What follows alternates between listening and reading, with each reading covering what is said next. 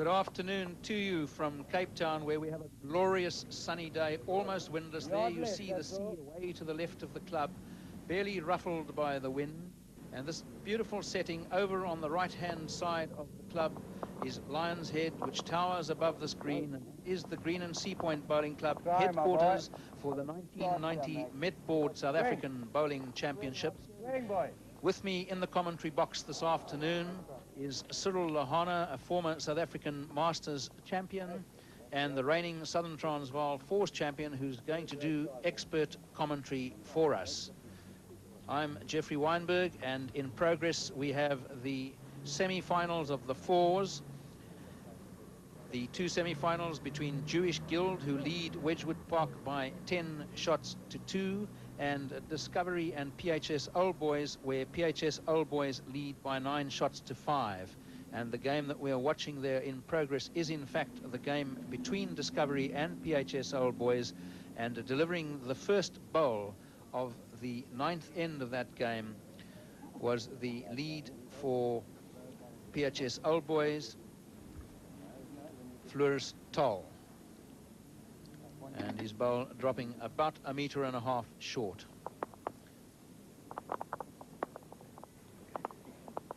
And there you see Kevin Campbell, the Pretoria High School Old Boys skip. And here again on the mat is Dave House, the Discovery lead, drawing on the backhand, his side down by 9 shots to 5. And he's running through about 1.5 yards to 2 yards. I think the players are finding the green a little bit tricky, Cyril. Yes, Gerald. Certainly Pretoria High School Old Boys have been playing very well. And certainly the two games in progress at the moment seem to be taking a pattern of two sides really starting to get on top. Well, there's a good bowl from the Pretoria High School Old Boys lead, Floris Toll. And he has drawn the shot just behind the jack. And now it's Bob Neen, the Discovery second. Discovery, who yesterday took out the giant killers of the tournament. That was Iskor van der Bijl, who put out Bill Mosley's Auckland Park side the previous day and went out themselves yesterday to Discovery. And now it's the turn of the second for PHS Old Boys, Charles Grindley. And PHS Old Boys were the runners-up in this competition last year. They have exactly the same side as they did last year, and they're lying shot at the moment and leading by 9 shots to 5.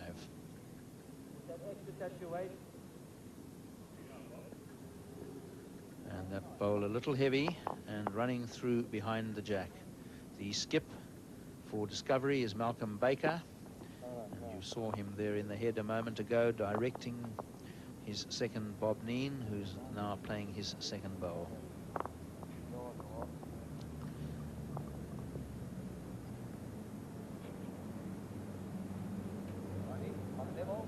And dropping a little short.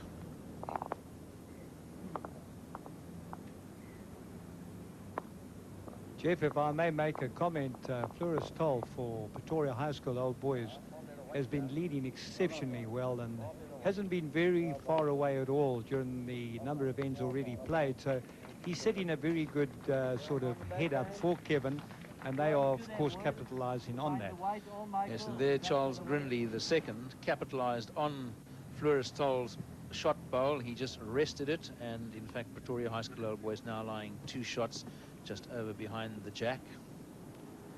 The other games in progress, you see players walking across occasionally. Those games are in fact quarterfinals in the pairs.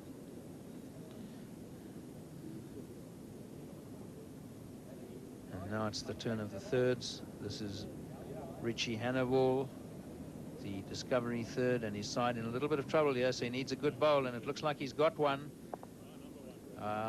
Lovely delivery by Richie Hannibal right up to the jack. He's only about a few centimeters short of that jack, 5 or 6 centimeters away. And Kevin Campbell immediately asking his third, Chris de Swart, to try and push that bowl through the head. Chris de Swart, a very elegant looking player. And playing with the right kind of weight here. It's just a question of whether that bowl will hold up to the shot, to the bowl he's trying to move. He's got it beautifully bowled. And from being 1 down, Pretoria High School Old Boys move again to 3 up. And they may even be more than 3 up, could be 5 up. Yes, Jeff, certainly those are all whites around there, and that's certainly they're line 5 at the moment. Yes, it certainly looks like it. Although the one front bowl may cut off one of those shots, the Discovery front bowl, but we've got a lot of bowls to come in this head yet. And watching this one, a bit of luck there. Flicked off the front bowl, touched the jack, shifted it across to the Discovery bowl on the left-hand side, and now Discovery lying the shot. And Kevin Campbell talking to his third, Chris de Swart. That was Richie Hannibal, who had a little bit of the luck there that one needs so desperately in this level of bowls if one is to succeed. But that really was rather a lucky rub. And there's Chris de Swart delivering. Another good-looking bowl from him. Just a question of whether he'll stop in time. He just seems to have run a fraction too far. But certainly a very good second shot. Yes, it's definitely a second. The Discovery skip made a signal that the shot was their shot, so he's quite happy that they still lie the shot. And I saw Kevin Campbell giving a small round of applause to his third there as he crossed over with him on the way. So Kevin obviously very happy to have second shot, because the jack had been moved right away from his bowls, and it was quite possible that Discovery were in fact lying more than one shot. And now it's Malcolm Baker, the Discovery skip.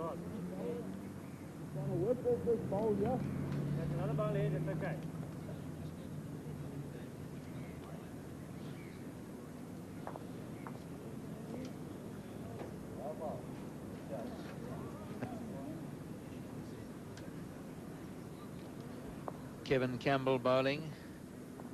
There you see his bowl coming into the head.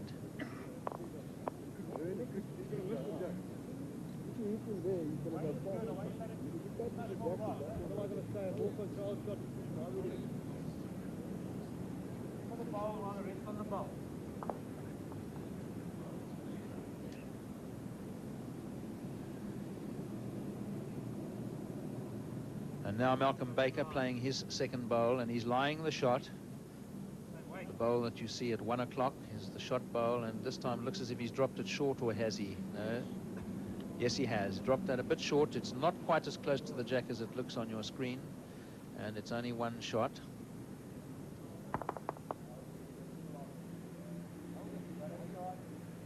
And here's Kevin Campbell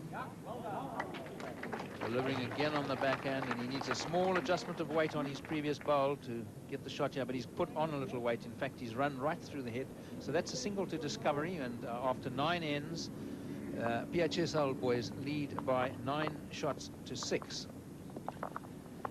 And over on rink number 5, the game between Wedgewood Park and Jewish Guild BP, which is the game that we're going to concentrate on this afternoon. The two sides there, Jewish Guild BP with white bowls, skipped by Max Hurwitz, third Hilton Cohen, second Mackie Glasser, and lead Brian Fisher. And for Wedgewood Park with the red bowls, the skip is Brian Lewis, third Dave Kolnick, the second Errol Rakusen, and the lead is Mike Cecil. And Wedgewood Park have done very well in this tournament, as have Jewish Guild BP, and we expect a titanic tussle, notwithstanding the fact that Jewish Guild are leading 10-3 after the completion of the 8th end. They're almost at the completion of the 9th end, and then we will be able to assess the position a little more accurately. That's Max Hurwitz, the skip for Jewish Guild BP, delivering a bowl on the backhand. It looks as if his side is in fact lying the shot. The bowl at 1 o'clock.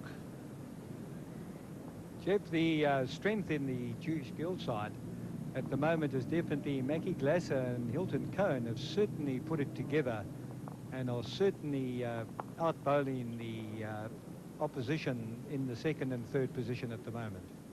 Yes, and that was another bowl of Jewish Gills that was turned up there by Brian Lewis, the Wedgewood Park skip, who's been keeping his side in the game, in touch with the game a little bit. He's played some very good shots this afternoon, been under a lot of pressure. And now Max Hurwitz, the lead for Jewish Gill BB, coming back to play his last bowl.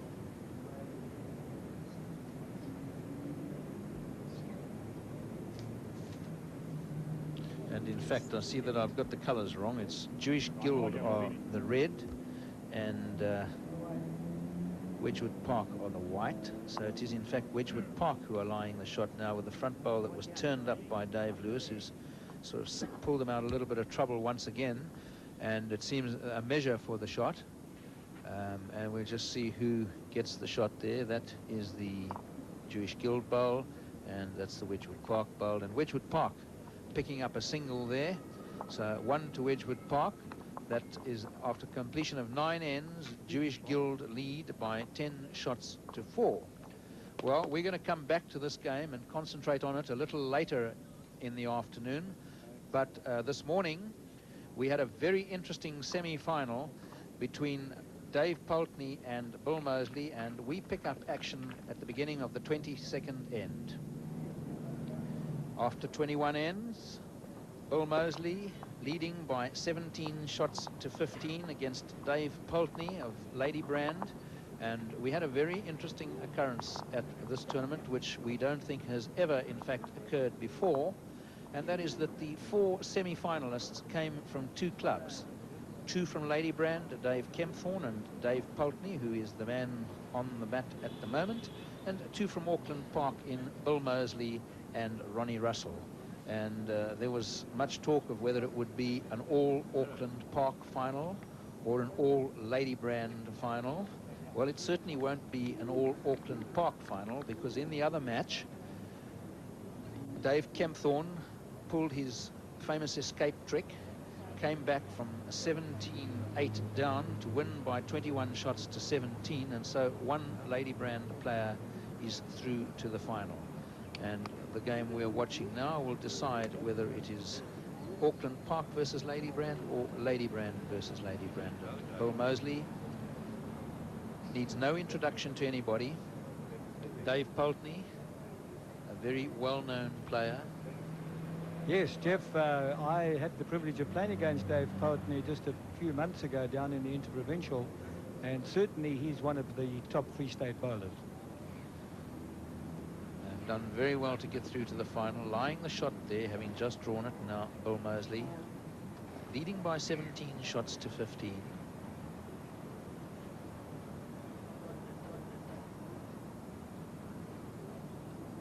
And a good bowl here for pulling up for the shot.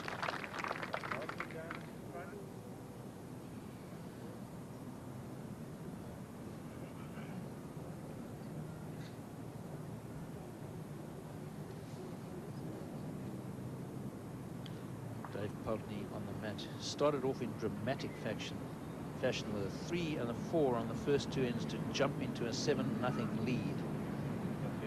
But of course, he's playing against Bill Mosley, and this is a very close thing, this one, but Mosley still lying, playing against Bill Mosley, the redoubtable Bill Mosley.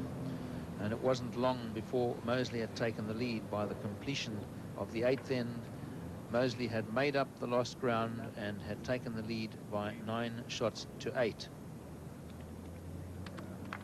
Now on the 9th end, Pulteney came back with a 2 and went ahead 10-9, and then they peeled on the 10th end when Bill Mosley picked up a single at 10-all. Then it was Mosley's turn to score a few shots, and after 12 ends he led 13-10. On the 13th, Pulteney picked up a single, and that was 13-11. And then Mosley really found his touch, and playing some magnificent bowls, he picked up 4 singles in a row, denied big accounts only by some very good saving by Dave Pulteney. And so at the completion of the 17th end, Mosley was leading by 17 shots to 11, and here Pulteney having a bit of a run at this one. As he got it, just flicks his bowl. He may have turned it in for the shot. He would almost certainly have turned it in for second shot. Yes, Jeff, it's lined straight in line with the jack, and normally if it comes to a measure, that's the bowl that can normally creep in. So it'll be interesting to see. I'm sure Bill will probably come down and have a look at this, because it could actually be shot. Yes, quite possibly. Dave Pulteney has turned his bowl in for the shot there. And I had got as far as the 17th end, where Mosley was leading by 17 shots to 11. And then things turned around again, and it was Pulteney's turn, and he scored 4 singles in a row to pull back to 15-17 down, which is where we picked up this game after 21 ends. And that's the score at the moment, with the measure being put on, I think, possibly, if this head doesn't change. But Mosley, of course, still has a bowl. Had a very good look at it.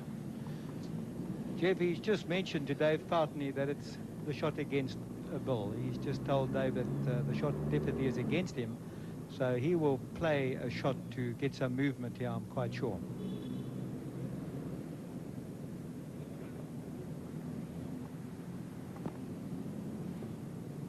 Certainly thinking about it long and hard before playing it. He's decided to play it on the forehand. He has played with a little bit of running, not a great deal. I think he's trying to push that bowl through, but he's a bit narrow. Just a fraction, and perhaps didn't have quite enough weight to push it through either. Cyril, if he'd hit it with that weight, he would have probably just turned it onto the jack. Jeff, it's only about 8 inches short of the jack, and if you see where Billy's bowl has gone a couple of meters past, he had sufficient weight to just turn it out to put in 3 shots. That's what Billy was looking for there, I'm quite sure, just to play a very controlled shot, but he definitely had the weight to push it far enough. Right, so now we come to the measure. Umpire Eric Lotter, who's marking this game. He's a qualified umpire.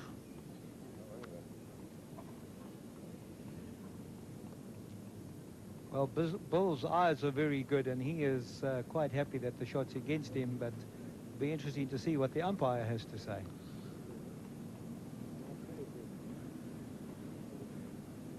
And one it is to Bill Mosley. Oh, 1 to Mosley. 1 to Mosley. So he leads by 18 shots to 15. And that, of course, after 22 ends.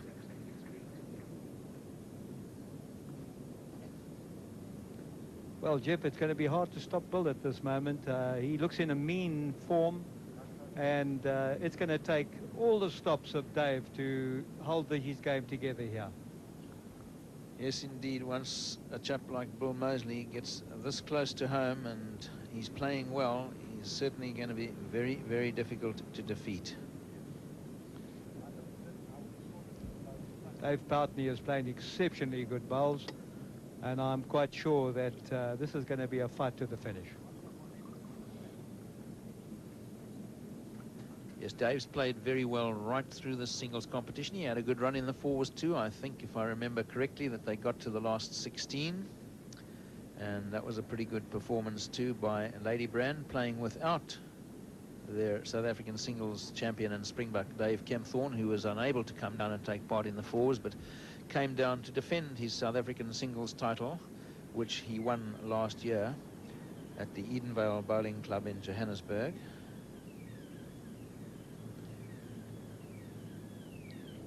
And a good first bowl here from Dave Pulteney, drawing the shot, outdrawing Bill Mosley on the first bowl.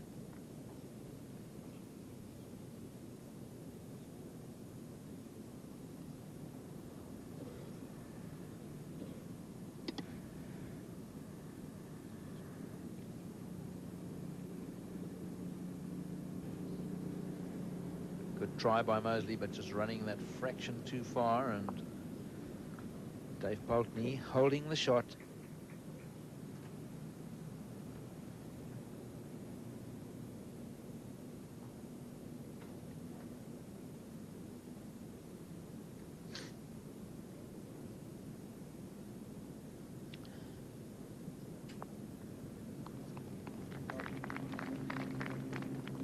Another good bowl there by Dave Pulteney, drawing a second shot, and Bill Moseley sticking to his backhand.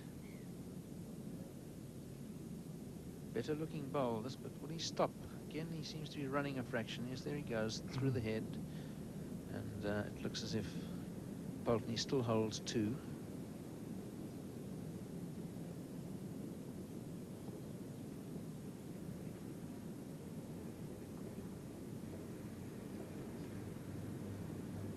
Yes, Dave's got a very confident shot to play here, Jeff. He just has to play onto his 2 bowls and turn them over.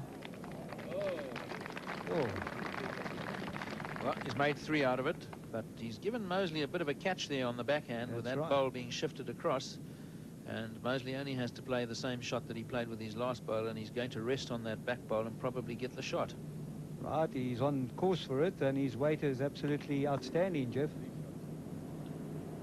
Yes, and that's exactly what he has done. He's found Pulteney's back bowl and rested on it and fallen in for the shot. So from being 3 up, Dave Pulteney finds himself 2 down, and Moseley leading by 18 shots to 15.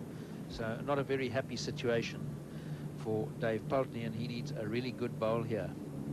Jeff, I think the only shot he's got is to play the backhand, follow Moseley's bowl down and try and chip Moseley's bowl out the head, and he could end up with a 4 or 3 himself. Well, let's see what he does. Certainly he's changed to the backhand, and he looks as if he's playing with a bit of running, so I would think, Siddle, that you hit the nail right on the head. That is the shot he's going to play. He's looking very good. He's tracking well. He's got the bowl. He's turned it away. And now it's a question of whether he lies 3 or 4 shots. 1 out.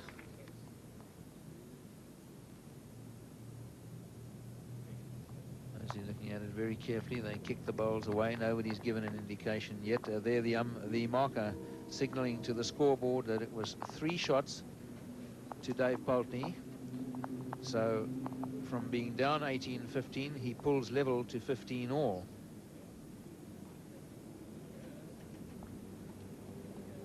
Jeff, that was a brilliant shot from Dave Pulteney to pull himself right back into this game, because they're now both in what we call in singles in the hitting area, and from here on you can quite easily make game. And Dave certainly is playing exceptionally well, and so is Bill. So I think we're in for a lot of exciting bowls in the next few heads. 18 all it is then. And immediately the length of the head shortened just slightly by Dave Pulteney. Not quite as full a head as the previous one, but still a fairly long head. Plugging away at the forehand here. This is the hand which has the slightly bigger bend on it. And he's gone through about 1 meter to 1.5 meters. Better there than in front though, Siddle. Yes, Jeff, short bowls, just block yourself really, and if you get into a little bit of trouble, and if you've got short bowls, you've got to now play in or outside your own bowl, whereas at least if the opposition's bowl's in the way, well, that you can't help. So behind is certainly a little better. And Moseley following him, also running through a fraction.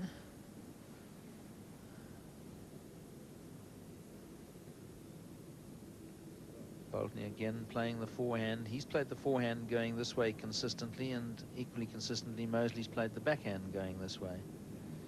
And I suppose, seeing the scores 18 all, they've done so with equal success. That's right, and Dave has put a very good bowl in there, Jeff. That's not a bad short bowl, the one that Dave has just put in. That's only about 10 odd inches in front of the jack, and that's a good bowl. I think Austin Plint has quoted 9 inches in front of the jack as one of the best bowls you can actually put on a bowling green when you are playing. And certainly that may have had the desired effect of Moseley dropping a little bit short. He's perhaps just a little apprehensive about turning the bowl in and dropped his weight a little too much. So Pulteney beginning to build up a fairly good situation here. He needs a good bowl here, but I think he's gone a bit narrow. Yes, and he's a bit short. I suppose the only effect that may have is to make Moseley change his hand, perhaps, and force him onto the forehand. Yes, at this stage, Jeff, they can't afford any mistakes to push another bowl in for another shot. At 18 all, at the worst, I think Mosley wants to do in a single if he has to. No more than that. Yes, he has gone to the forehand, as you see. He's also, is he a fraction narrow? No, he's He not. could have just enough up. weight to creep in front. You know that? He's just...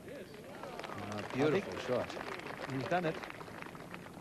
Beautiful shot by Mosley there, just creeping past Poultney's front bowl. And there, I think on the grandstand, is Dave Kempthorne's Phoebe, watching very interestedly to see whether Dave's compatriot and clubmate Dave Poultney can get through against Bill Mosley. Another interested spectator, and you can see what a beautiful day it is. The flowers hardly moving, the roses, glorious roses around the side of the screen. Crowd sitting enthralled by some very, very good play indeed. Warm, almost windless, as I said, just a gentle breeze. Nothing like we had on the previous 2 days when the wind played a bit of havoc with the bowls. Jeff, Dave has to get another bowl in the head here. There's a situation building up here that if Bill wanted to be a little positive here, he could actually win the game. He's certainly coming down to have a look at it. Well, he needs 3 shots, and I'm sure he's going to have a very, very close look at this head to see whether it is possible for him to pick up the 3 shots now. He's looking at it very carefully. Well, he's got the shot. He has 3rd shot.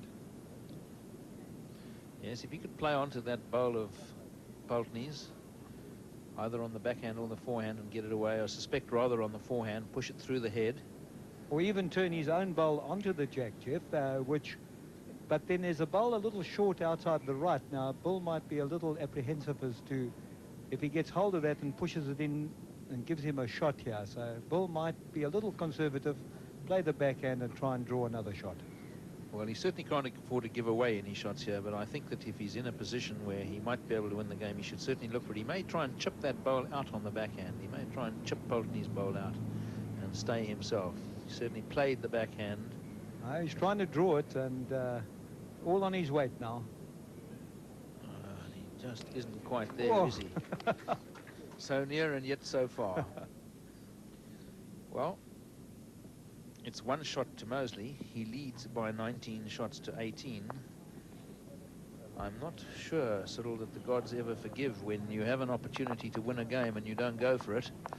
So we just have to see what happens on the next ends. Yes, Jeff, as I say, we up here in the commentary box, it seems a lot easy, but I'm a great believer in that if you have a chance, go for it. And you may not get another chance, and you may regret it that you didn't. But Bill is playing well and probably feels that he's playing well enough to hold it together, and let's see how it goes. Well, he has his nose in front now. He's 2 shots from game and a place in the finals.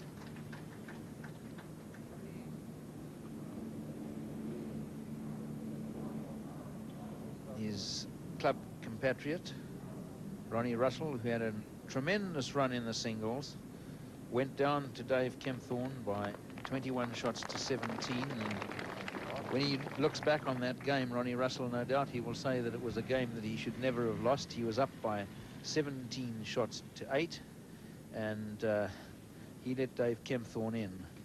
And when you let Dave Kempthorne in, then you really have a bit of a problem. That was on the 15th end of that game that Dave picked up a single.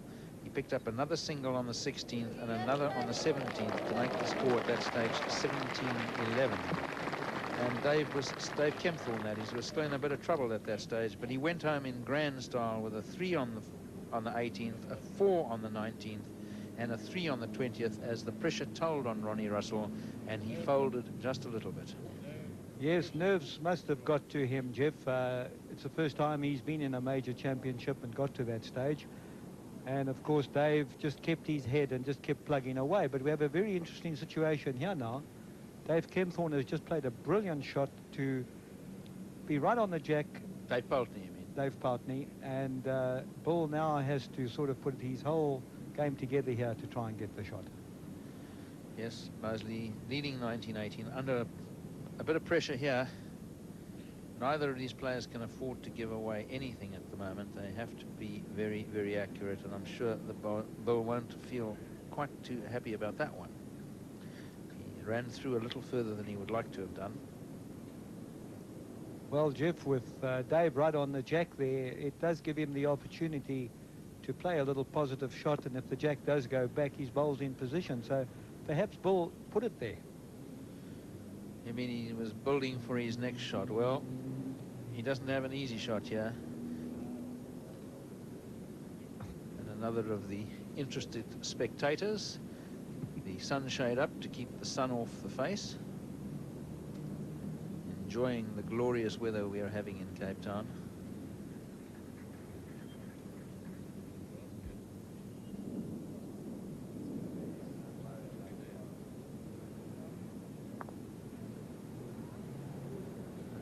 Another good try there by Bill Mosley. And Dave Kimthorne coming down to have a look at it. He's lying one shot. I think Bill's got the second shot there now, sort of, with that He's bowl. got 2 seconds, actually, Jeff. And it'll be interesting to see now what he decides to do. And talking of seeing, there you see the sea in the background. Beautiful setting, this Green and Sea Point Bowling Club. The sea on one side, the mountains on the other, and the crowd enjoying some excellent bowls. Jeff, looking at that head, Bull once again has 2 bowls in the head plus 1 just behind. Now, Dave has got a very important bowl to play here, because once again, Bull's only looking for 3 shots in game. And he could play on the inside of the white bowl that's short and chip his bowl out for 3 in game. So It's very important for Dave Poultney to get another bowl in the head here. And that one looks as if he's gone a lot too wide, Cyril. yes, it won't come back from there, Jeff. Now, this could be a fatal mistake. Bull certainly has to think of playing on the inside line of that white bowl to chip out, and he has a back bowl, so he's got everything in his favour. Yes, if he were to pick up the jack and run it through to his back bowl, he would still be lying 2 shots. That's right. Which would give him game, and so he's everything to play for here. I, for one, be very surprised if he doesn't play a fairly positive shot here and look to chip that shot bowl out. I'm sure he'll play it on the forehand, Jeff, and have a fair amount of weight. The only thing he doesn't want to be is narrow, because he'll get nothing for narrow. So anyway, he's seen it.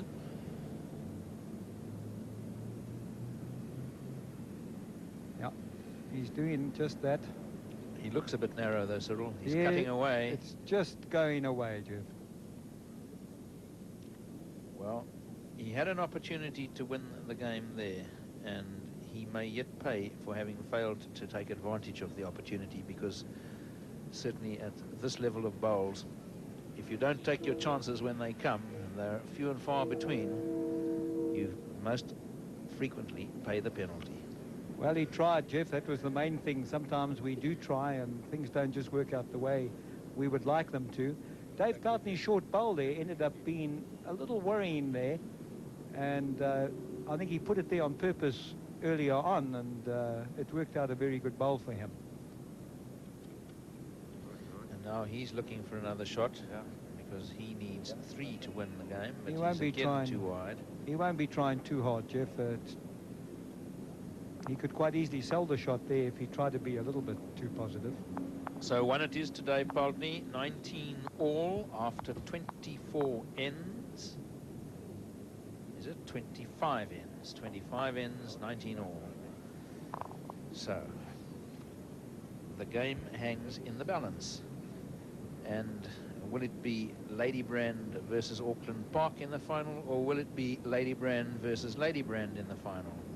And we certainly have no recollection ever of a club having the 2 finalists in the South African Singles Championship.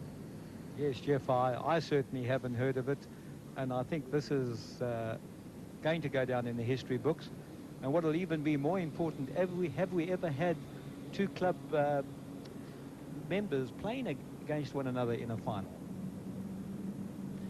Well, Do you recall anything like that? No, I don't think they've ever been two from the same club. What makes it more remarkable, of course, is that Lady Brand has very, very few members. It's a very small club. 26 members to be exact.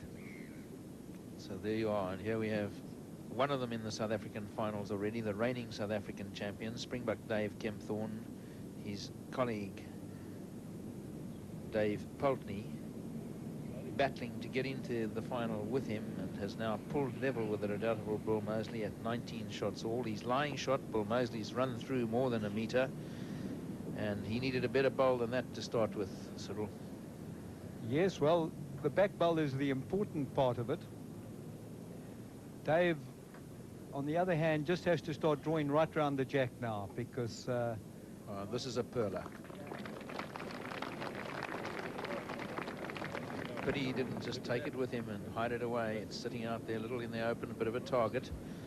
But he's there, and Mosley still has to get there. That's right, and he's got the back bowl, so no doubt Bull will try and pull the jack through or rest one of the bowls. I'm a little surprised, Cyril, that he's played the backhand again. I thought he might have changed to the forehand there. And that bowl just cutting away. Sure. His weight was so good, Jeff.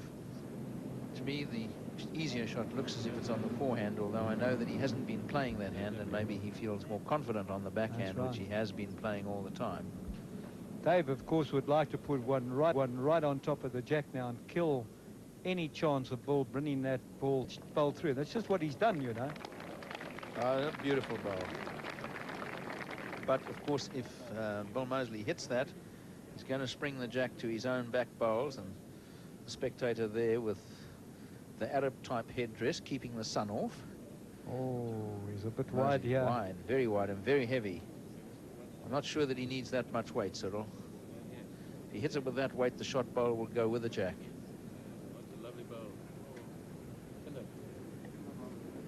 Well, there's no question here. Dave has to put a back bowl in here. Otherwise, Bull just has to flick the jack through. So Dave, no doubt, will try and get a back bowl here. Do you think he'll do that, Jeff, or do you think he'll try and draw to block Mosley's shot? I know, I think what he needs here is the best back bowl, and I think he'll be trying to get right round to the back. Well, he likes it. He's running after it, so... He's got the weight for it, Cyril. It's a question of whether he can get past that bowl there. He can't get past it. He's going to foul on the bowl.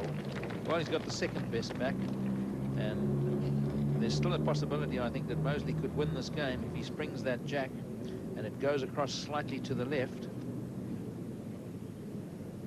Spectators absolutely enthralled. Yeah. That bowl of Dave's has caused a problem for Bull, because he can't really now have a full go at it, which I'm sure he'd like to, so he's going to have to play it with controlled weight to get the result, and that's going to be a little difficult with the way this green's bending at the moment.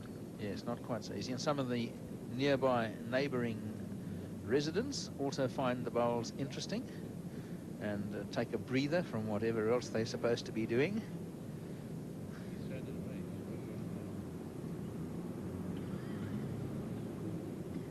Yes, Jeff, he's giving us a lot of thought, and I think he's working on the weight that he needs to get the good result.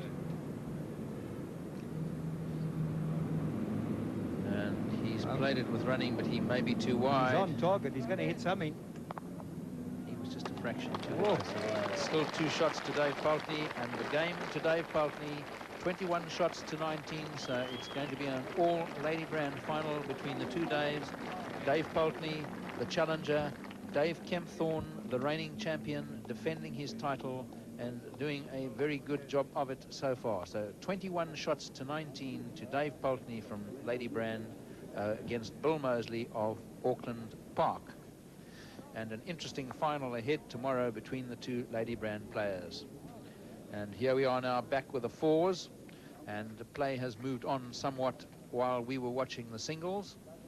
And after 12 ends, Jewish Guild lead Wedgewood Park by 12 shots to 7.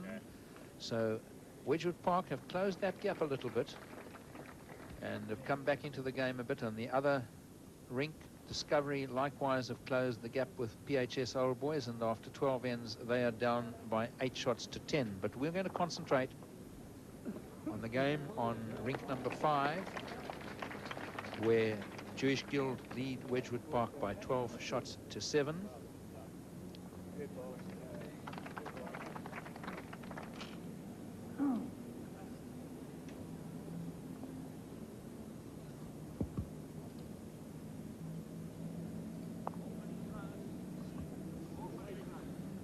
And a very good bowl there from Brian Fisher, I think it was, the lead for Jewish Guild, who just took the shot away from his Wedgewood Park opponent. This was indeed Brian Fisher's second bowl, and here his opposite number, Mike Cecil, the lead for Wedgewood Park.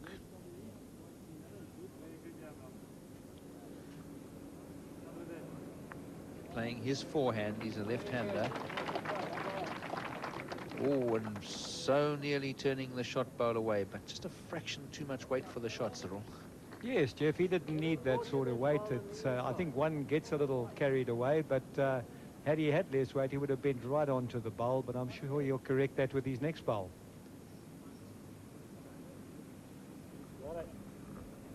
And this is the second for Jewish Guild, Mackie Glasser.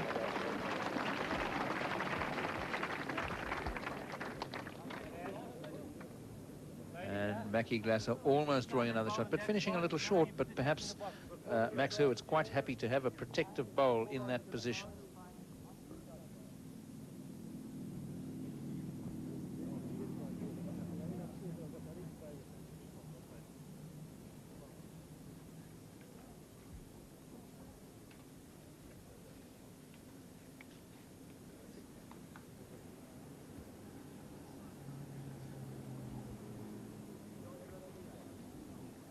Yes, Errol Russin, the Wedge Park second, has dropped a little short there, trying to turn out the back bowl of Jewish Guild. And Mackie Glasser, the second for Jewish Guild, now has just sent down his delivery.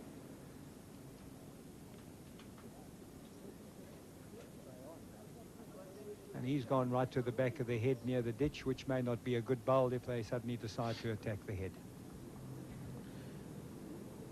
So, still Jewish Guild holding the shot. And here is Errol Rakusen again. This is better weight. He's looking at it this time, but he's not going to turn in time. He's a little bit too heavy. And he's gone into the ditch too. He needed 1.5 yards less running there, and he would have got the result he wanted. Yes, Jeff, you know, they're getting to the stage here where they are pulling back. Now they've left themselves just one bowl in the head. He should just be playing with 1 yard of weight to get another bowl close. Just now the Jewish Guild boys can take a run on the backhand and try and take the bowl out for a few shots. Yes, and I think a count here would certainly do Wedgewood a lot of harm if it went against them, so they need to get another bowl in the head. Perhaps their third, Dave Kolnick, who's an experienced bowler, will be able to deliver the goods. But first it's Hilton Cohen, the third for Jewish Guild. And is he going to close that gap there, Cyril, or is he going to cut across? No, he's going to draw another shot almost. Right across. He's Jeff, not quite up for another shot, is he? He's put in a brilliant bowl. It's a very good bowl, but still room, I think, Cyril, to get round the outside of that bowl. But I think Dave Lewis now has decided that the time has come to take a bit of a risk and hit it. He's asking his third to play up to the 2 bowls in front of the jack. Here comes the danger, only one of Jeff. them is his own. One bowl in the head, and he's on a dead target for it if he doesn't hit his own bowl. No, he's got away with it. Well, very lucky result. Yes. His bowl following through and finishing in the head, so now they have the second bowl in the head that they so desperately needed. But will he venture to play that shot again, Cyril, or will he go back to the draw to try and draw off the shot bowl, which still looks to me to be the shot that's on? Well, Max Hurwitz signalled to Hilton that he wanted him to run those 2 bowls on the backhand, but Hilton was not too happy about the shot, and so Max is putting in a protective bowl out on the left in case they attack the head, Wedgewood do, and spring the jack out on the left. Gosh, there's a lovely bend on that hand, Jeff. Yes, it's bending so well, and you see there Hilton Cohen almost took that shot bowl away, and I believe that that's the right shot for Wedgewood Park to be playing, to just try and chip that shot bowl away. They're still holding second shot. They may even be holding the third shot.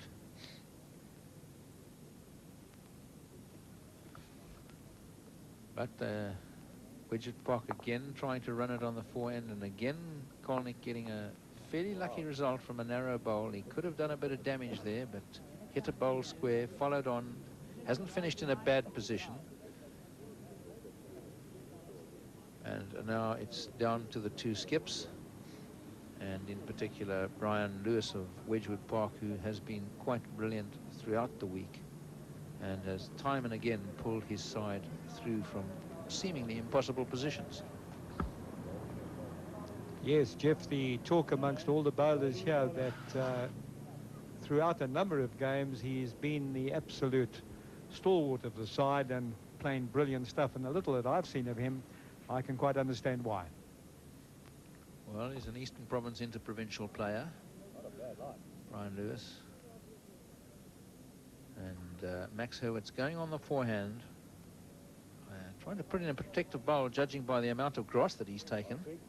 But whether he has the weight to get round to the back where I think he wants to be is another matter. Now, he's certainly falling short of where he wanted to be. I think he wanted to be 1.5 meters behind Jeff, you don't think he meant to put in a blocker to stop the skip from running onto his two bowls? I think that was the idea. Maybe I'm wrong. Well, you could be right, but Hilton Cohen tended to be indicating a back bowl at the side there, and I assume that if they hit the front bowl, that's where the jack might go. But Brian Lewis well wide of the mark there. I think he's a little apprehensive about playing it with the kind of weight that it needs, I think, Cyril, and he seemed to me to play it a little tentatively there. He certainly didn't play the kind of weight that the shot needs, and he was very narrow. Max Herwitz trying again. Is he dropping it short again? Yes, he's dropping it short, Jeff. Yes, well, then I'm quite sure the idea here playing in is a block, but again, he's not achieved his purpose, and I suppose that only proves the truth of the old saying, so that the hardest shot to play in bowls is the block shot. Jeff, I must be the worst. I've tried it many times, and the only blocks I ever put in are the ones I put there by mistake. And now Brian Lewis has gone to the head to have a look at it. In the meantime, while we've been talking to you away on rink number 4, PHS Old Boys have, as we anticipated they might do, they seem to be getting their teeth into the game and pulling away from Discovery. They now lead by 15 shots to 8 after 13 ends. And with Kevin Campbell at the helm there, and he was last year's runner-up, I would expect PHS Old Boys to run out fairly comfortable winners of that game. But you never know, Discovery may come back at them. And here's Brian Lewis, all concentration. He needs to play a much better shot than he did with his first bowl. He's got a better line. It's a question of whether he can get past that front bowl. He's slipping inside it, is he? Just got a touch on it, moved the jack and the bowls. Has he got the shot out of it? Yes, one out to Wedgewood. And now they're looking for a second. He was a little lucky there, Cyril. Yes, he got that little rub. If one remembers these rubs, Neil Burkett did it to win the South African Championship a few years ago down in Port Elizabeth.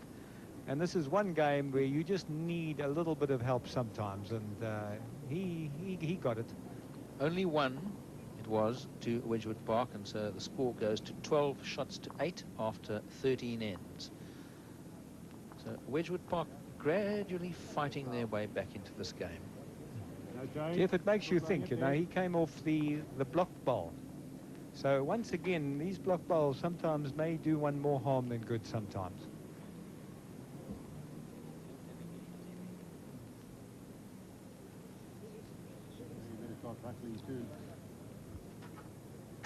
Come on, Richard, finish.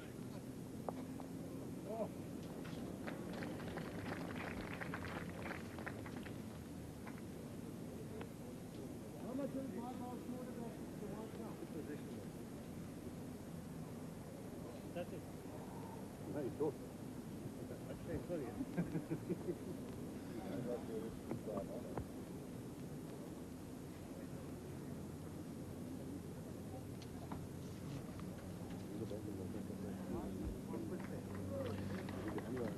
12-8 then it is after 13 ends. And Wedgewood Park battling their way back into this game. They were down by 10 shots to 4 after the completion of 9 ends, and here they are 4 ends later, down by 12 shots to 8, cut the deficit by 2 shots, and gradually creeping back into the game. They've brought the mat up quite a bit for this end, I think perhaps in an effort to unsettle the Jewish Guild front rank, and the Jewish Guild lead, Brian Fisher, has been struggling with his weight this afternoon, and the movement on the mat's not going to make things any better for him. And his opposite number, Mike Cecil, got quite close with his first bowl. He needs to get just a little closer with the second one. He's gone awfully wide, but it may bend back from there. It's come back a long way, Cyril. Yes, Jeff, he had very good weight there, and that's a very good positional bowl at any time for a skip in a game of 4s like this, where certainly so many players are attacking the head, and the jack can sort of usually moves backwards.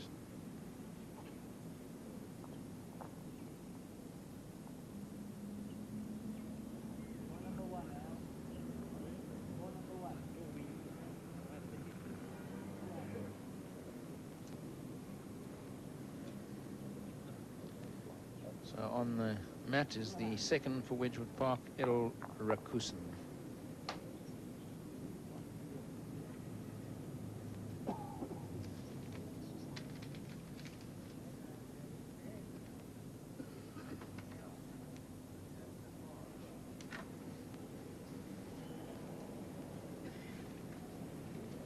Right about right, eh? I don't know if you want all that weight, eh? I want the jack. I want that much weight off.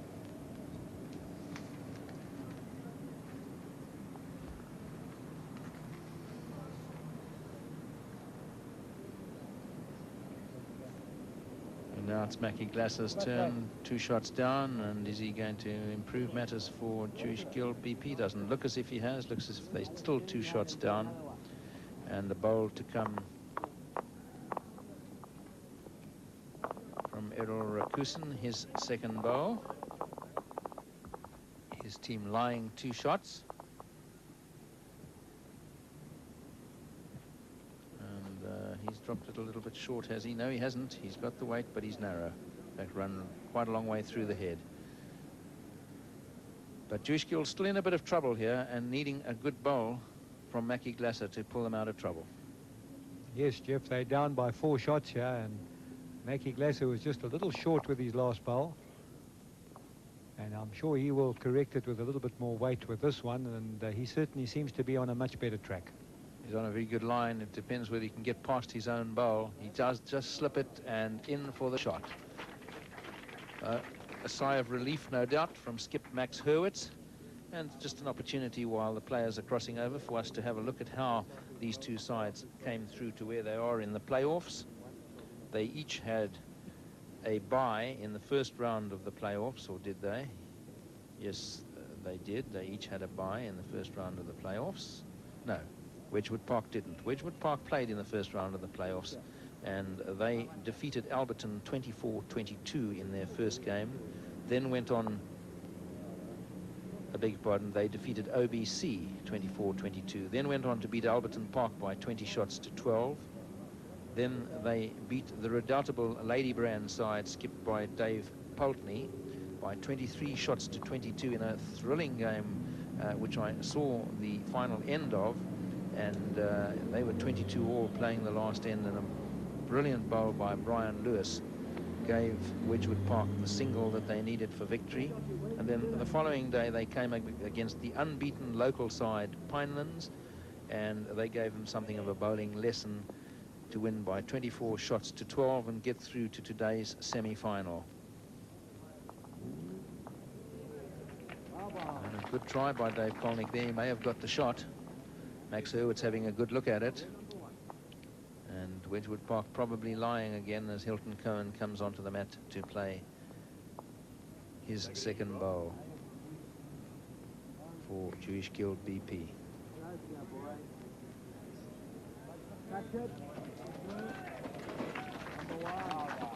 And the shot drawn judging by the applause. A very good bowl from Hilton Kone. Gets a pat on the back from his opposite number, Dave Kolnick. And now we look at how Jewish Guild BP came through. They did have a bye in the first round of the playoffs. Then they met Klerksdorp, whom they defeated by 24 shots to 22. Then they gave Umhlali something of a bowling lesson in the next game, winning by 33 shots to 14. And then yesterday they came up against Sharon Country Club, and they won comfortably by 24 shots to 10.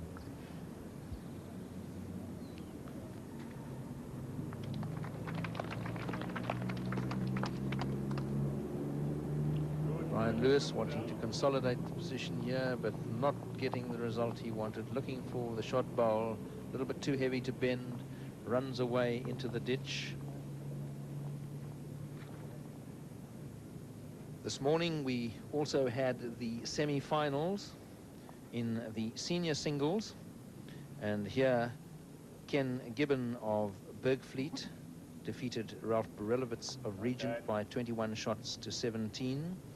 And N. Brookhazen of Harlequin in Pretoria defeated H. Rainier of Victoria. So the final tomorrow will be between Brookhazen of Harlequin and Gibbon of Bergfleet.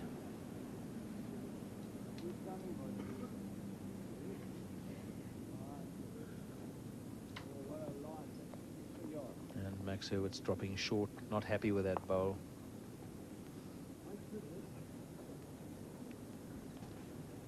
Looking pensive indeed.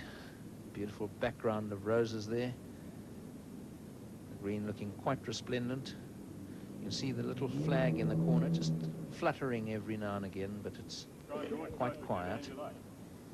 And certainly the wind is not a major factor today, as it has been on the previous 2 days.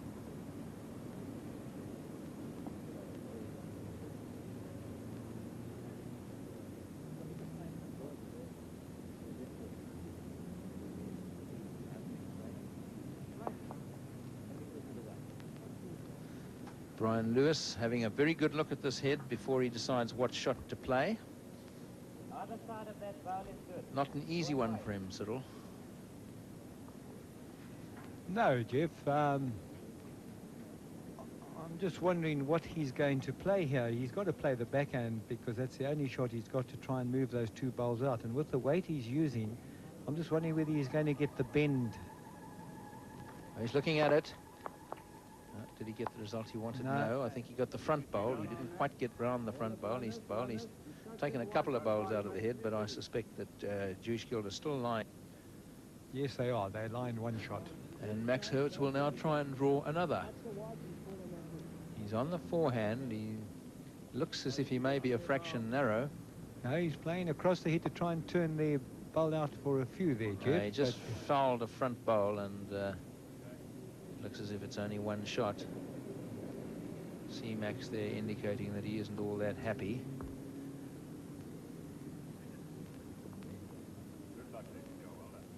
Measuring for a second, Cyril.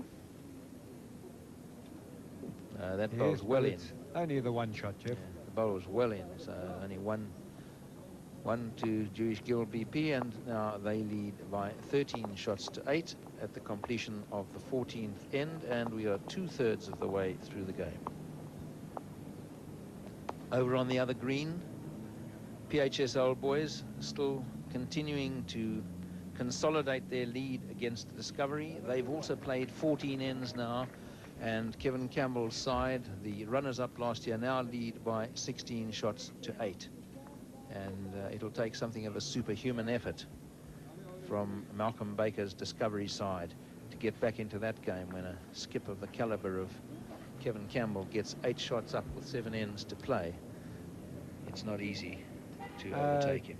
Yes, Jeff, you're quite right. And the Pretoria High School Old Boys front rank, as we call it in bowls, the lead and the second, are really playing superb stuff. And Kevin isn't finding himself in much trouble on any end, really. It's just glancing over to the head there. PHS Old Boys are lying again on the 15th end, so Kevin certainly consolidating his position, and our attention is riveted on the game which we're watching between Jewish Guild BP And Wedgewood Park from Port Elizabeth, Jewish Guild from Johannesburg, Southern Transvaal, Wedgewood Park, Port Elizabeth, Eastern Province. And Jewish Guild lying with the bowl at 5 o'clock, just in front of the jack. The first bowl from Wedgewood Park running through behind. And when you have a skip like Brian Lewis in your side, then back bowls are not a bad thing to have, because he doesn't hesitate to go on the drive, and he does it very well indeed. And immediately almost you can see Max Hurwitz looking for protection, quite happy with that bowl from his lead. It's a long way behind the jack, but he's quite happy to have a bit of protection there. Jeff, Brian Fisher, Jewish Guild, is now settled down. The first 5 or 6 ends he was battling to find his weight, but he certainly, the last number of ends now, he's getting them close, and I'm sure that's taking a lot of pressure off Mackie Glasser, who's been playing very well at second, to consolidate the position at the head. And another not very good bowl there from Mike Cecil. He won't be happy with it, and I'm sure that his skip Brian Lewis would have wanted something a little better than that too. Quite a good bank here this afternoon. I suppose one of the outstanding features of this whole tournament, Cyril, has been the number of people who've turned out to watch the games. I mean, it's the early part of the afternoon yet.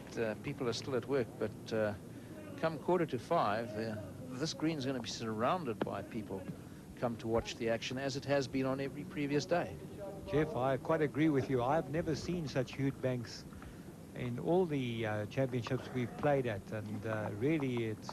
But now we're talking about Cape Town, where you have this wonderful sunlight till a bit later in the evenings, and I really don't think I want to go back to Johannesburg. If I didn't have a wonderful family up there, I certainly would like to stay down here. Well, and certainly the people who've come out, have they had some bowls to watch, or have they? The cliffhanger between Bryanston Country Club and Clipbank on the first day, with Bryanston Country Club squeaking home by 19 shots to 18. PE Moths winning 21-20 against Ridge Park, also on the first day of the first round of playoffs. Auckland Park from Mosley's side up against Louis Trechard in the first round, and who will ever forget that game that stood there and watched Louis Trechard match Mosley bowl for bowl and go down only on the last end by 22 shots to 21.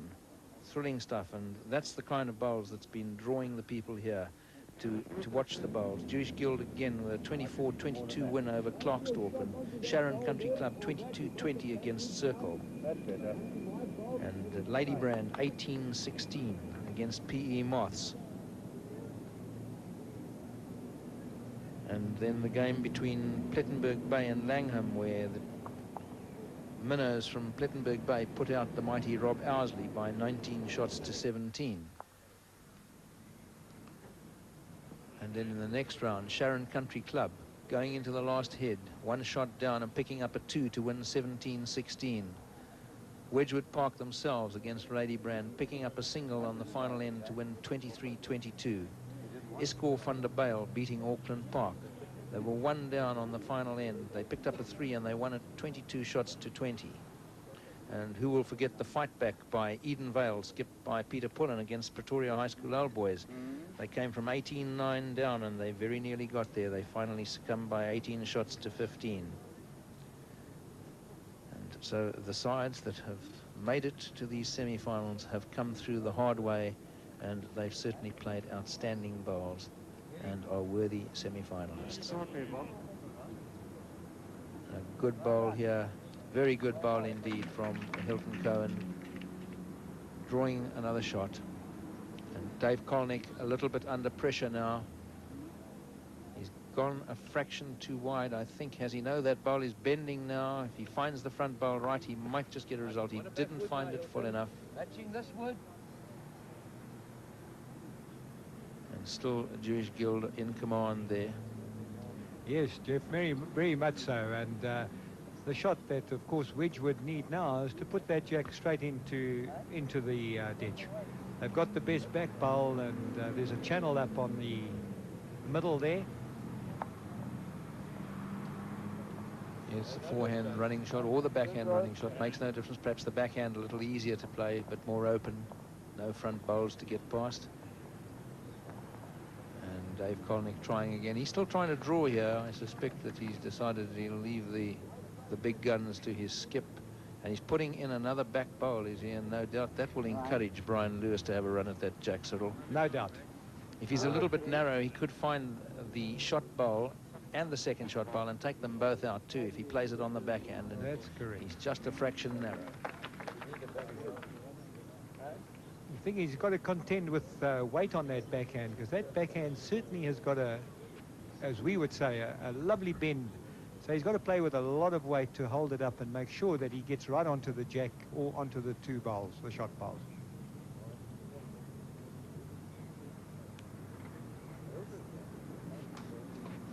As long as you've got the weight, otherwise you've got to work come across.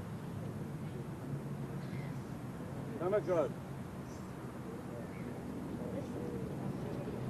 And again, I think Max Hurwitz was trying to put in a block, and this one's a better bowl this time. It's a pretty good block. Brian Lewis is going to have to play with a lot of weight to make this one hold up and get in there. He's having a go at it. He hasn't played with as much weight as I thought he might, and he looks as if he may have it here. Well, he got the shot bowls, and he got the jack. And it's not burned, Chef. In the ditch. It hasn't burned. You're quite right, Siddle. And so I think that Wedgewood Park could be holding as many as 2 or 3 shots here. One in the ditch and one away at about 4 o'clock from the jack. The jack just behind where Hilton Cohen is standing now in the ditch. There you see the shot bowl in the ditch on the left. Max Hurwitz with a difficult draw here, but his third, Hilton Cohen, standing where he wants the bowl, saying put one here and that'll be the shot, but Max isn't up, I don't think. Way short, Jeff. He's well short of where he wanted to be, and leaves Brian Lewis a comparatively easy shot to draw another. Yes, Jeff, I wonder if that block shot once again, one can debate on this for quite a while, but that made the skip from Wedgewood play with a lot more weight than he may have wanted to use, because he had to keep up the bowl inside, so it encouraged him to have a full go, and that was the correct shot, actually. All right, two then.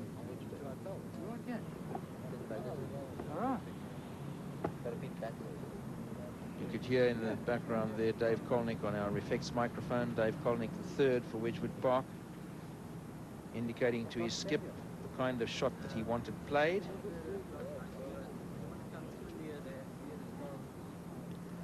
And I see it as just being a draw for another shot. It doesn't seem to be a shot on which can give him any particularly big kind of a count. Yes, they must have discussed it. I see one red bowl there amongst a few whites, right in the middle at the back of the ditch there, and maybe they were thinking of putting that bowl into the ditch, but maybe they're in the count anyway, Jeff. It may only be worth an extra shot. In that case, it just pays them to draw another shot. Well, he's playing the forehand draw, and that I think's wise. He got the feel of the forehand. Is he going to get up, or is he going to drop short? Yes, he's in. He's well in. He's probably got the shot, and immediately his second signaling to him that that's the shot that was wanted, and out comes the measure immediately. They're a long way away, and it's a question of finding out how many. So they will go, I should think, to the Wedgewood Park, nearer to the nearest bowl of Jewish Guild, which they don't seem to be doing at the moment. They seem to be satisfied that it's at least 2 shots. That's a Wedgewood Park bowl that they're measuring there. It's in ahead of that one. And kicked away, I think, 4 shots. And that puts Wedgewood Park right back in this game after how many heads have we had now? That's 16 ends, or 15, is it? We don't know whether the man has changed. I think it's 15 ends. I think they've changed the scoreboard already, and it's 13-11. 3 shots only. 13-11 it is after 15 ends.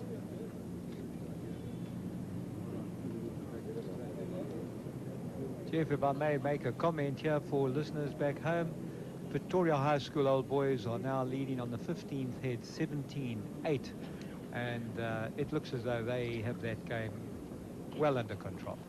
Yes, they're gradually building up an unassailable lead. In fact, with only 6 ends to go, I would think that and 9 shots and Kevin Campbell skipping, are not in great danger of being defeated unless they really fall to pieces and give away a 5 or a 6 or something, which lets Discovery back into the game.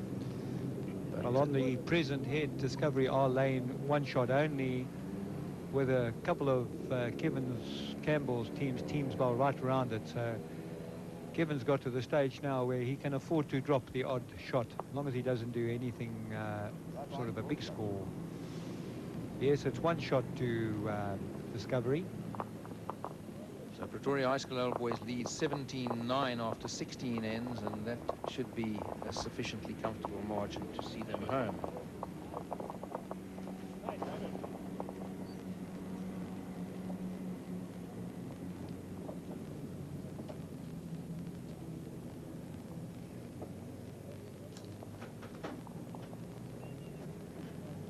So 13-11 it is to Jewish Guild then. Much better.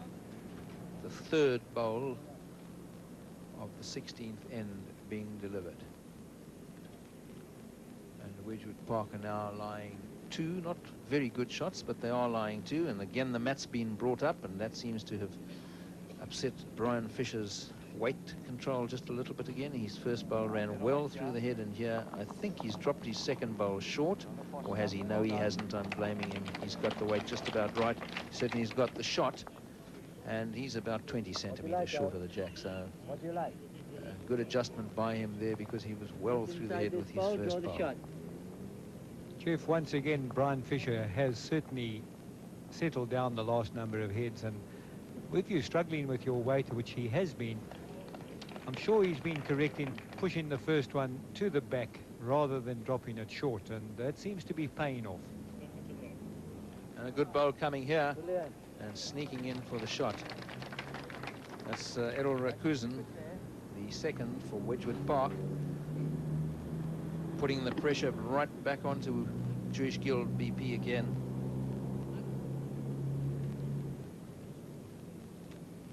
Once again, Wedgewood Park showing the fighting qualities that have brought them from behind on a number of occasions during these playoffs and seen them through to victory. And can they do it again today? Mackie Glasser here, just running through a fraction, trying to draw round the bowls. I'd like it just outside that ball to draw another shot to my foot. Jeff, he needs a bit more weight than that, because if he hits that set in front that the white bowler is lying against, he'll push it right onto the jack. They need to play with a little bit more weight.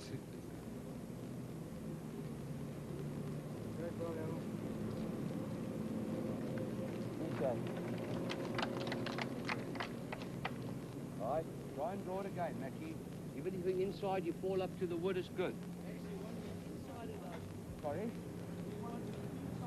Yeah, inside is good. You touch the set, unlucky.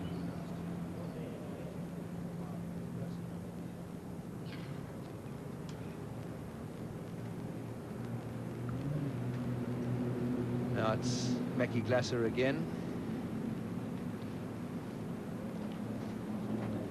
2 shots down, Jewish Guild BP.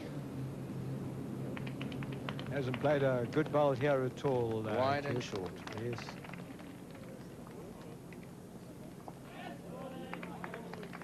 And still Wedgewood Park lie 2 shots.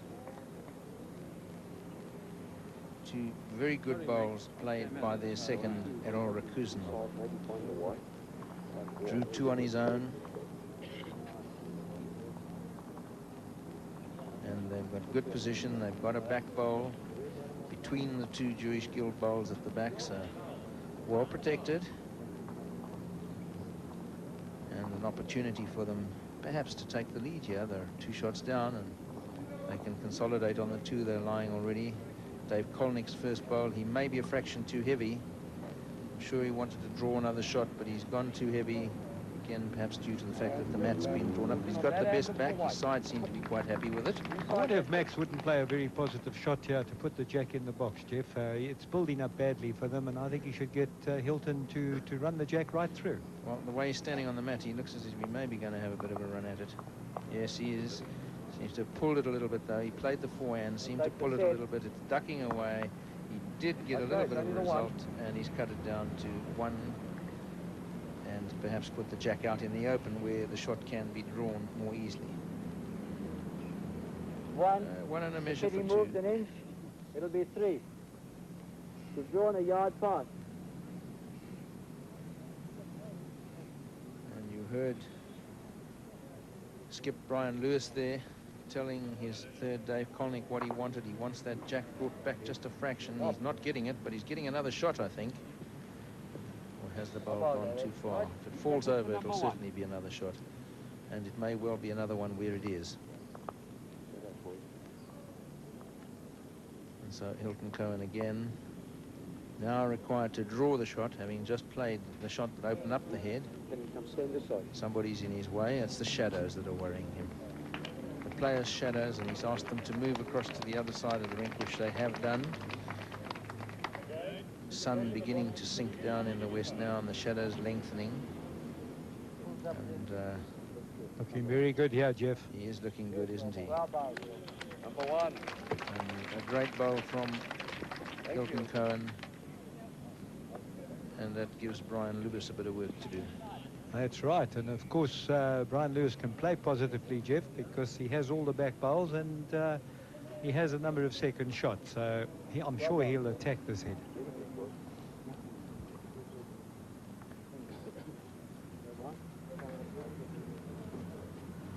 Very good tight bowls, this.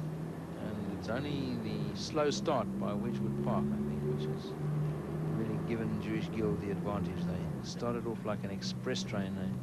They led 7-1 after 5 ends and 10-4 after 9 ends.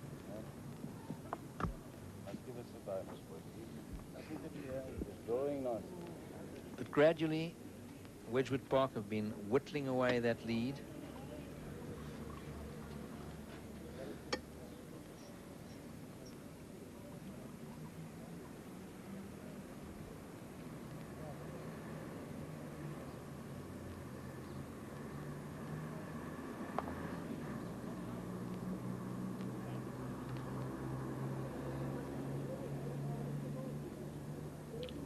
Max Hurwitz want to draw another one here. Very good white gun, Mac. Yeah. Well, he may be in there for another. Everybody's having a good look at it, indicating that it's a measure. Dave Colnick looking at it says it's a measure. His second, Errol Rakusen, comes to have a look. He also indicates that it could be either way. And now Brian Lewis plays his last bowl. He's looking for the shot bowl or the jack here. If he finds the jack, he gets a good result. He hasn't. He's found the shot bowl, though, and he's got the shot. But if he'd taken that jack back, it would have been 3 shots. Number 1, it could be 2 down. And that's really what he was after, but he had the double chance. It was the jack or the bowl. He found the bowl. He would have preferred to find the jack, I'm sure. And now Max Hurwitz looks as if he's a little too heavy. And he's in fact gone very wide too. He went right over the string of the bowl, not working back off the string, and he was a fraction too heavy. And out comes the measure immediately to see whether it's 1 or 2. Certainly it's 1. And they're measuring for the second shot. That's the Jewish Guild bowl being measured, and now putting the string onto the Wedgewood Park on. Looks as if it's only 1. 1 shot only. And so 13-12 Jewish Guild. 2 shots it was. 2. So 13 all. Peeled at 13 all. And we've had 16 ends played.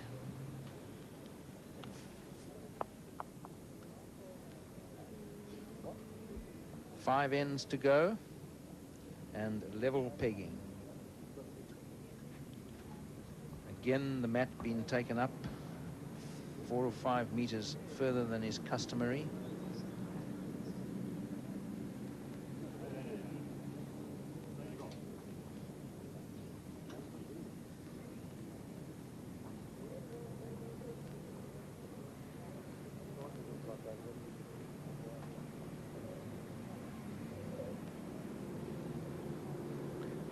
Jack being delivered to full length, but of course with the mat up, this is nothing more than a 3/4 head.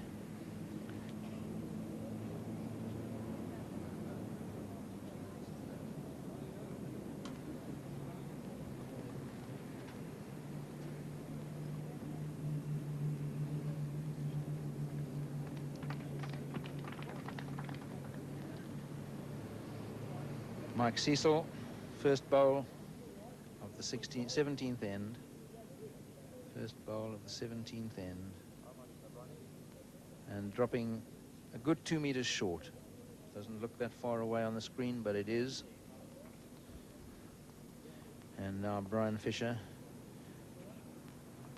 the Jewish Guild lead. And as has been the case on most of these ends where the mat's been moved up, his first bowl's been a little heavy, and I suppose if one has to err, that's the way to err, rather than to be short.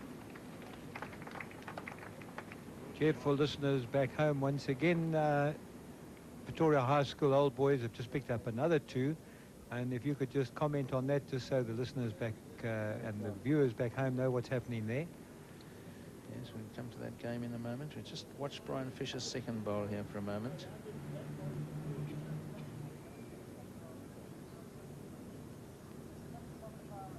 And this one looking a little better. Is he going to stop, or is he going to run through again? This is better. Max Hurwitz's a little happier. He stood on through a little bit, but he's got the shot. And Max Hurwitz gives him a bit of a clap. Yes, Kevin Campbell in complete control. They've now played 17 ends in the game between Discovery and Pretoria High School Old Boys, and Pretoria High School Old Boys leading by 19 shots to 9 and almost certainly headed for their second consecutive final. They were the beaten finalists last year. The big question is, can they get through to the final and then go one better? Whoever they're up against, whether it's Jewish Guild or Wedgewood Park, will be a redoubtable opponent, I suspect. Both are playing very good bowls, and Wedgewood Park are gradually crawling their way back into this game, and they've levelled it at 13 all, and it's not beyond the realms of possibility they will shortly take the lead.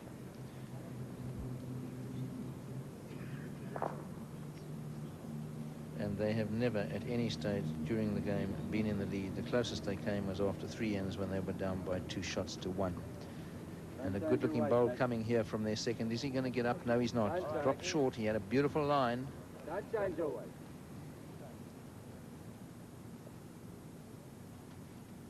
so it's Mackie Glasser again, the second for Jewish Guild. Nobody anywhere really close to this jack, and I'm sure that Max Hurwitz, the Jewish Guild skip, would like one right on top of the jack. Mackie Glasser not tracking too badly, but again, perhaps that fraction heavy. Going right through behind the jack and behind some of the other bowls. He's got the second best back bowl now, and not exactly, I should think, what Max Hurwitz wanted from him.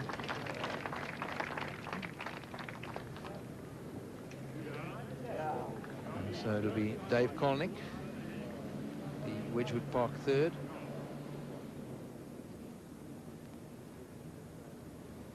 He's on a very good line, Jeff. It all depends on his weight.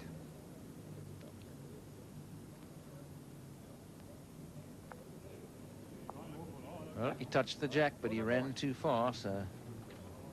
And he was a fraction narrow there. He was just cutting away. He may have gone quite a bit further across if he hadn't got that touch.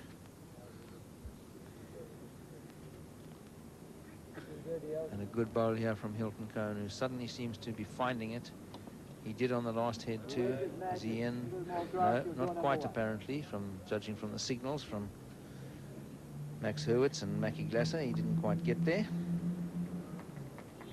Dave Kolnick tries again. He needs to get round that bowl, and if he does, he's well bowled. He's just touching it and turning it in though, and always the danger when there's a bowl in the draw. I would have thought perhaps he might have been better advised to play the other hand there, Cyril. Yes, Jeff, or certainly to have taken grass on that hand, because as we have repeatedly said, that hand has got a lovely bend to it, and there's no reason as to not to take grass. And there you see Hilton Cohen playing the kind of shot which I suspect Wedgewood Park should have been playing, and resting on one of the Jewish Guild shot bowls. And I think they now lie 3 shots perhaps. Difficult to say from yeah, this distance from the head, but it certainly looks as if it's 3 shots.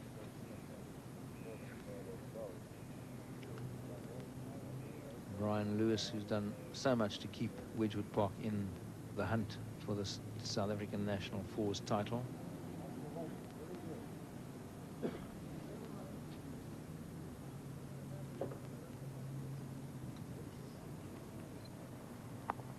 Well, he's certainly got second shot. At least. I don't think he's got the shot. I think the shot bowl is in front of the jack.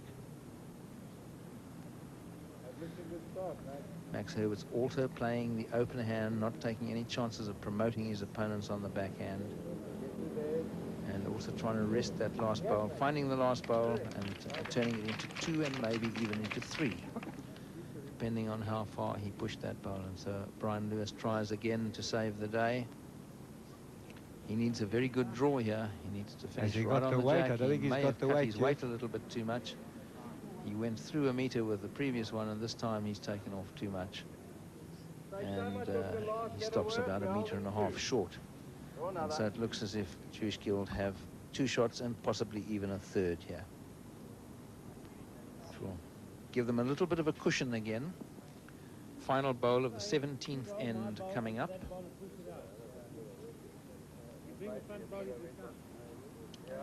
And it's a good bowl, this. He's drawn number 1. So now we need to see how many shots are taken out. 4, it sounds like. I heard somebody say 4, but whether it is or not, we will only know shortly, because the measure is on. Jeff, I must mention to you, Max Hurwitz is known as the Robert Redford of Southern Transvaal bowls. And, of course, this is what they all call him down here in the Cape now, Robert Redford, and he actually agrees with everybody on that comment. Well, that's the completion of the 17th end. We haven't been given an indication of how many shots. It was either 2 or 3. I'll give you that in a moment as the scoreboard changes. And it was Jewish Guild that scored. And the scorer has the little number in his hand, but he won't hold it up where I can see it. He's like a magician palming a card at the moment, and now he decides that he will put it up. And he puts it up as a 3, and that's what I thought it was. It's 3 shots, and 16-13 Jewish Guild lead after 17 ends.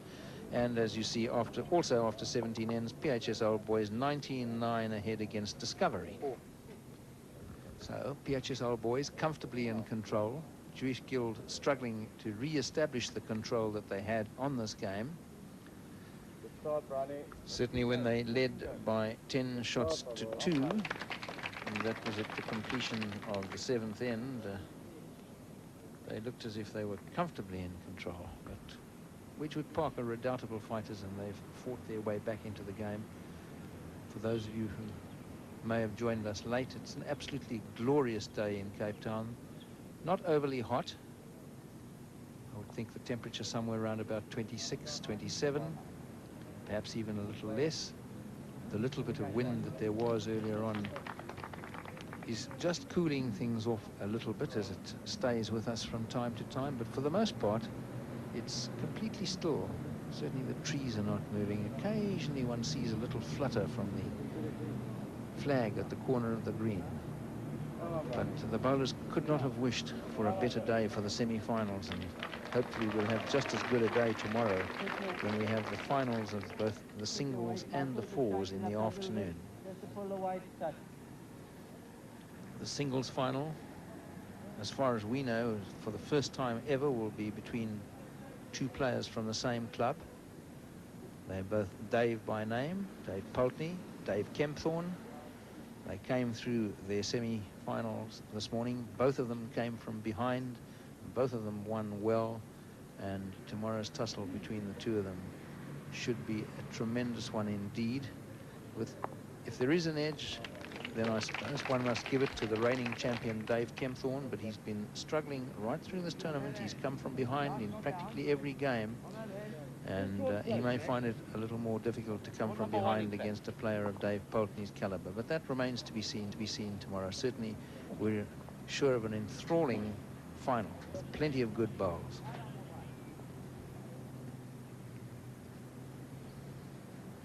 And here Mackie Glasser trying to draw in Your favourite hand. Go another but shot. a little bit too wide. Wedgewood Park allying the shot. Yeah. You can fall on it nicely. Brian Lewis, you heard there, giving instructions to his second, Errol Rakusen.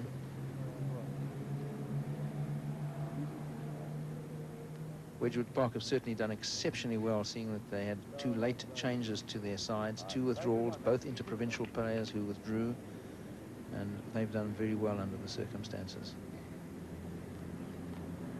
Their skip, Brian Lewis, quite outstanding. But for the moment, it's Jewish Guild that are in control. They lead by 16 shots to 13. They're 1 shot down here. Mackie Glasser looks as if he might change that. He trails the jack, he makes 2 out of it. He has, and he's made 2 good shots out of it.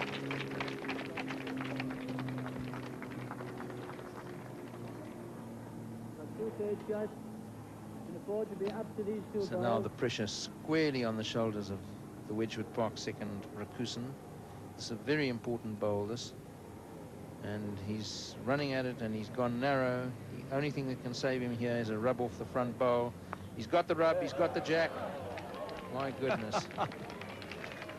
I could almost see it coming, Cyril. That's why I said the only thing that could save him is the rub. And Jeff, the one thing a skip does when he sees a narrow bowl, he has a look on the outside to see what's going to hinder it, and there it was. And, well, what can one say? The one thing I can say, though, Jeff, it's just as well he wasn't on target, because had he taken out the 2 bowls which he was going for, they would have got 3. And as it stands now, they only have 1. So maybe that was a better result for Jewish Guild than they realised. I think the best result for Jewish Guild would have been missed the front bowl altogether and not got the rub. Yes, but that's the way this game goes. Well, you've got to take that. And it's all part of the game, unfortunately, and perfectly legal. Plenty of room for the shot to be drawn. You can't see the jack in the ditch, but from the way that Max Hurwitz is indicating, the shot bowl is quite a way away from the jack in the ditch. But that one certainly isn't close enough to do any damage. It's at least 3 meters from the ditch. Well, that's now a second shot, Jeff. They were line 2 before, but that's now a second shot. So I think that's all Max wanted at that stage. Well, you're going to want a little bit more now, because Dave Kolnick's played a good bowl here, provided he doesn't lose it in the ditch. That's a very good one. Has it stayed on? Oh, no, fell off. Just fell off the edge of the cliff there. I really thought that one was going to stay on the green, but it just rolled off for the final turn. And now Hilton, Cohen again. Well, he hasn't put on much more weight, Jeff, but it's another second. Go to my foot. But it's still a long, long way from where... He's got a much better bowl here, Jeff, if he has the weight.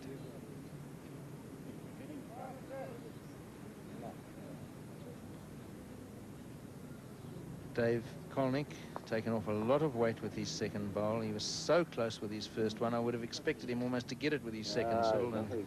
Yes, he only had to drop. He only had to drop a yard of weight off the last, Jeff. It only just dropped into the ditch. Come on.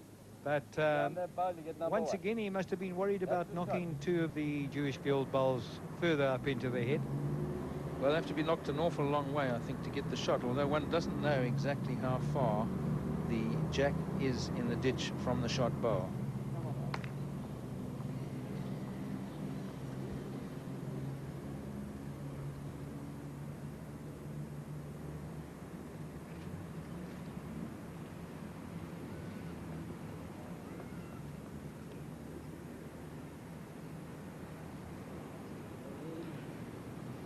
Well, can Max stay on the green, and can he get back inside the rink? I don't think he's going to come back in. Yes, he's coming back, Jeff. Will it stay? Off it went, and I don't think it was inside the string yet, Cyril, either, so he was out on both counts there. That's right. But a very good try. Let's see if Brian Lewis can do any better. He's taken certainly a narrower line, but I don't think he's got the weight, has he? He may, I suppose, just squeak past his own bowl, but he certainly can't get up past the Jewish Guild bowls. He hasn't made it any easier for Max Hurwitz putting another bowl there. Not at all. Max wouldn't be tempted to play the backhand onto his own bowl to try and push it up a bit. I'm not sure how far away it is from shot. That's the problem. Jeff, I have a comment to make here that I think he must get another shot in, another second shot, because both those bowls can go, and I have no doubt that Lewis will run both those bowls if he has to. What do you want? Up to it? Well, not up to it, but can you fade inside there? Yeah, you see, Hilton Cohen's asking him to play it on the backhand just inside the front bowl to try and shift his own bowls or get another one and get past the bowl and just draw another one. They are slightly vulnerable. He may be too wide here, but he may hit his own bowls. He's got 2 bowls there. He may hit one of those. So he's onto his own bowl, so that's good. He's going to get a good result here. He may even get the shot with this, depending on how far the jack is in the ditch from the shot bowl. Second shot. And from the way that Hilton Cohen said, definitely second, there may be an outside possibility that it's the shot. I don't think he got the shot out of it, but he certainly took a lot of danger away here, because Dave Lewis could have run those 2 bowls of Jewish Guilds and ended up with a count of 4 here. Yes. So it'll be interesting to see what he does now. He doesn't have much choice but to draw, but the question is how he gets through that barrage of bowls on the forehand draw. Jack's obviously over to the left a little bit because Dave Kolnick, his third, is asking him to put a bowl fairly close to where the strings are. He's going to lose it. Not too heavy, yes, he's too heavy. He's going to lose that one. He certainly got through the gap beautifully, but he's lost it, and well, Mackie Glass is shaking his head. He says not a measure, and a measure it isn't indeed. It's 1 shot to Wedgewood Park, and so Jewish Guild lead by 16 shots to 14. And this particular game becoming quite exciting. We've had 18 ends and 3 to go, and 16-14 Jewish Guild lead. So 3 ends to go. Unfortunately, we're not going to be able to see the end of this game. We have, in fact, only a few more minutes of time. We'll be able to see the start of this end, and